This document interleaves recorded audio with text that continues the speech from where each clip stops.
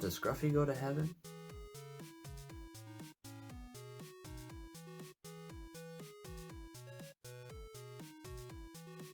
Point 3. This world is broken and death is a great mystery, but we have hope. And so do the animals. If our fates are tied together, then our fate is shared. First is Ecclesiastes 3:18 through 22, which is really interesting, Andrew, because the ancients of old asked the same question you asked right now. So here's the question as King Solomon asked it in Ecclesiastes 3:18 through 22.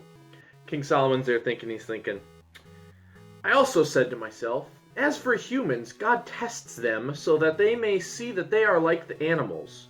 Surely the fate of human beings is like that of animals. The same fate awaits them both. As one dies, so dies the other. All have the same breath. Humans have no advantage over animals. Everything is meaningless. All go to the same place. All came from dust, all to dust return. Who knows if the human spirit rises upward and the spirit of animals goes down into the earth? So I saw there's nothing better for a person than to enjoy their work, because that is their lot. For who can bring them to see what will happen after them? Who knows what happens after we die? Maybe we're just like the animals, or maybe we're no different than the animals. One goes up, one goes down, both go up, both go down. Who knows? Yeah, Ecclesiastes isn't a really happy-go-lucky book. But it does make an important point here that there's this mystery that, life is broken and death is a big unknown, what happens afterwards. However, Ecclesiastes is only one of the books in the Bible, and it's not the end of the story. So even though he asks the question, who knows if we're any different than animals, or if animals don't go to heaven or not? In Romans 8:19 through 23, Paul writes about the nature of this broken world and the hope that we have. So Romans 8:19 through 23.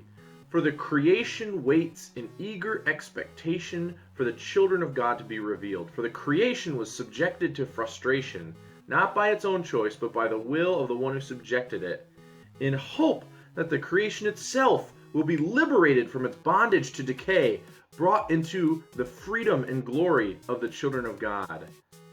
We know that the whole creation has been groaning as in the pains of childbirth right up to the present time. Not only so, but we ourselves, who are the first fruits of the Spirit, groan inwardly as we eagerly await our adoption to sonship, the redemption of our bodies.